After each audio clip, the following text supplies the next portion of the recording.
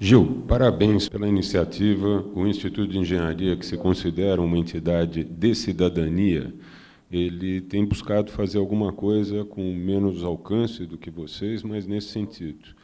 O Lafraie promove muitos debates aqui dentro, no sentido de descobrir de que forma o Instituto pode contribuir. E tem uma coisa que você mostrou que me parece o elefante na sala. Nós temos um orçamento de 3,5 trilhões, onde 1,8 trilhão é de custo de rolagem da dívida.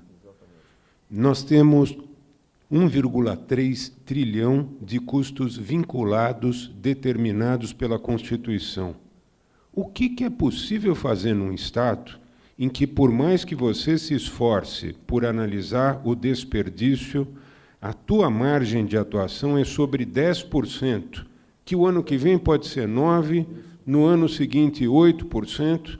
Quer dizer, não está aí o nosso problema. Eu tenho dito para o Lafraie o seguinte: a engenharia depende de investimento. Sem investimento não há engenharia, não há infraestrutura para o Brasil. O Brasil tentou adotar um modelo de concessão e adotou naquilo que era viável. Depois PPP e está adotando naquilo que é viável. Vai chegar uma hora que o investimento não é viável para terceiros. Ele terá que ser feito pelo governo. Com que dinheiro? Então, a minha pergunta a você é a seguinte: tem jeito de enfrentar isso sem enfrentar aquelas duas rubricas mais importantes que você mencionou nas suas contas? Não tem jeito, André. Positivamente, não tem jeito. Eu acho que se nós não alterarmos essa composição da despesa primária, não é, em que 90% dessa despesa, de certa forma, é obrigatória, você não vai sair dessa situação. Porque não há, como você bem disse, por mais que você reduza, né, despesas discricionárias, e aí você, inclusive, está colocando em risco o funcionamento dos órgãos, porque aí falta passaporte na Polícia Federal, né? A Polícia Federal diminui investigações, a Polícia Rodoviária Federal, as universidades estão todas elas atuando em petição de miséria. Então, você diminui, tenta conter, né, o crescimento, quer dizer, já não é nem para reduzir, é tentar diminuir o crescimento desse rombo, né, em cima de 10% da despesa. Então, essa conta não fecha, né? E, ao mesmo tempo, nós não conseguimos passar no Congresso as reformas necessárias. E, diga-se de passagem, em alguns casos, por exemplo, ali no pessoal, eu diria que também, a meu ver, foi um grande erro fiscal desse governo, foi logo que, ao entrar, concedeu um aumento, um festival de aumentos para servidores públicos, que ele atribuiu a negociações antigas que já vinham, né, sendo entabuladas, né, com o governo anterior, mas o fato é que governo fraco saindo, governo fraco entrando, houve um festival de aumentos e agora, então, numa situação dramática, ele vai tentar postergar os reajustes de 2018, porque ele deu em 2016 reajustes, inclusive, escalonados até 2019. Então, eu acho que não poderia ter sido dado esse reajuste, quer dizer, as despesas com o pessoal aumentaram, quer dizer, veja que aí é obrigatório até certo ponto, porque ele também podia não ter concedido esses aumentos. O salário do servidor público já é, em média, muito maior do que da iniciativa privada. Além do mais, não é, o servidor público ele tem a estabilidade, quer dizer, no momento em que você tem 14 milhões de desempregados, é claro que essa estabilidade já é uma vantagem por si só, não é? Então, eu acho que o governo também comete erros nesse sentido, mas, de qualquer maneira, por exemplo, a Previdência é emblemática.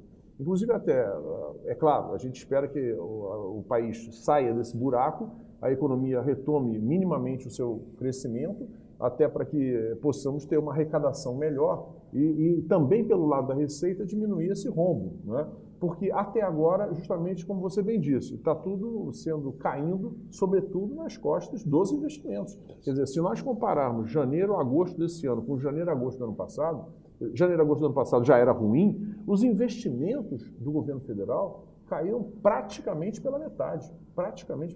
Então, aquilo que já era ruim ficou muito pior, né? E o Estado está parado. E o empresariado privado também percebe isso, né? Quer dizer, se o Estado não investe, né? Se não há certeza se o presidente da República vai até 2018, né? Se não há certeza de quem entrará em 2018 e o que irá alterar na política econômica, enfim, eu acho que isso tudo faz com que o empresário se retraia naturalmente, né? Ele não vai colocar o seu dinheiro ali de qualquer forma numa situação de absoluto risco, né? Então eu entendo que é importante que nós consigamos sair desse buraco, ao que parece, estamos aí começando a sair, para que aumente um pouco a arrecadação. Agora, se não tocarmos, como você bem disse, naqueles 90% das despesas obrigatórias, né, Nós não vamos sair desse buraco, porque daí o que acontece? Você continua gastando muito mais do que arrecada.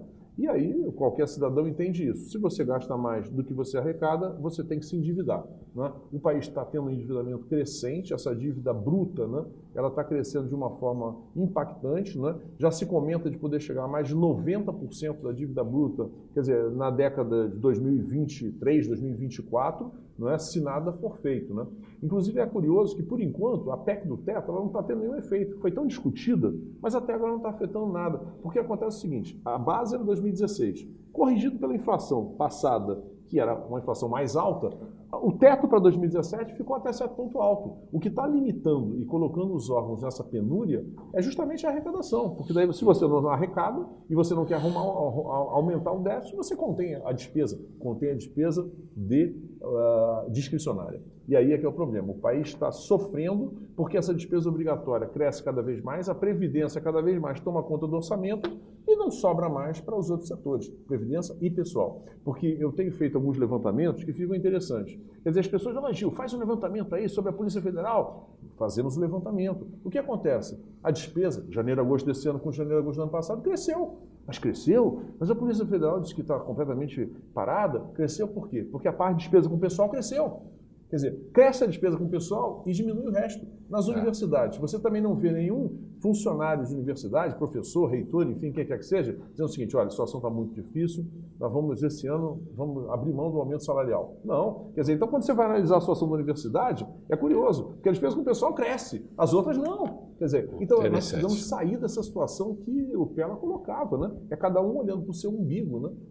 Para enxugar um rombo desse de 159 bilhões, eu acho que todo mundo vai ter que dar uma contribuição, que é o que nós estávamos aqui discutindo, e se isso não acontecer, se não trabalharmos em cima da despesa obrigatória, não há solução.